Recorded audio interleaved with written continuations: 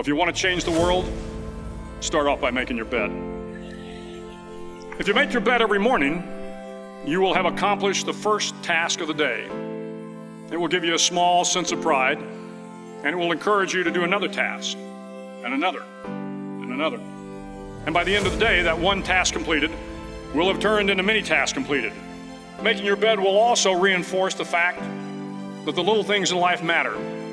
If you can't do the little things right, you'll never be able to do the big things right. And if by chance you have a miserable day, you will come home to a bed that is made, that you made. And a made bed gives you encouragement that tomorrow will be better. To pass SEAL training, there are a series of long swims that must be completed. One is the night swim.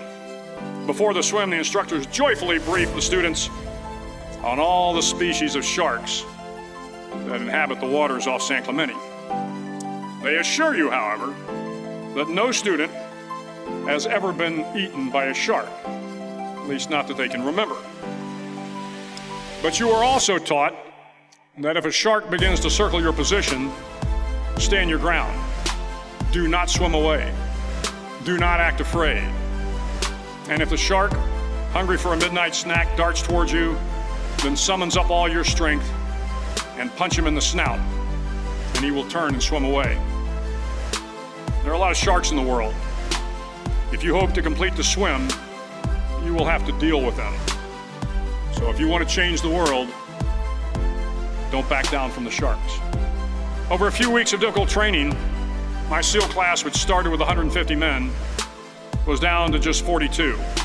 There were now 6 boat crews of 7 men each. I was in the boat with the tall guys, but the best boat crew we had was made up of the little guys, the Munchkin crew, we called them. No one was over 5'5". The Munchkin boat crew had 1 American Indian, 1 African American, 1 Polish American, 1 Greek American, 1 Italian American, and 2 tough kids from the Midwest. They out-paddled, outran, and outswam all the other boat crews. The big men in the other boat crews would always make good-natured fun of the tiny little flippers the Munchkins put on their tiny little feet prior to every swim. But somehow these little guys from every corner of the nation and the world always had the last laugh, swimming faster than everyone and reaching the shore long before the rest of us. SEAL training was a great equalizer. Nothing mattered but your will to succeed, not your color, not your ethnic background, not your education, not your social status. If you want to change the world, measure a person by the size of their heart, not by the size of their flippers.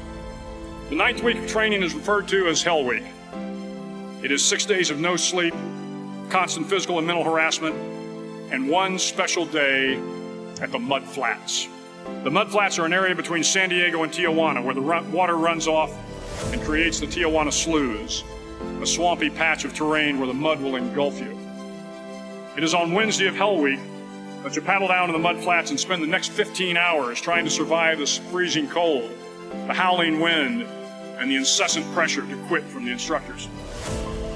As the sun began to set that Wednesday evening, my training class, having committed some egregious infraction of the rules, was ordered into the mud. The mud consumed each man till there was nothing visible but our heads. The instructors told us we could leave the mud if only 5 men would quit. Only 5 men, just 5 men, and we could get out of the oppressive cold. Looking around the mud flat, it was apparent that some students were about to give up. It was still over 8 hours till the sun came up. 8 more hours of bone-chilling cold. The chattering teeth and the shivering moans of the trainees were so loud, it was hard to hear anything. And then one voice began to echo through the night. One voice raised in song. The song was terribly out of tune, but sung with great enthusiasm. One voice became 2, and 2 became 3, and before long, everyone in the class was singing. The instructors threatened us with more time in the mud if we kept up the singing, but the singing persisted, and somehow the mud seemed a little warmer, and the wind a little tamer, and the dawn not so far away.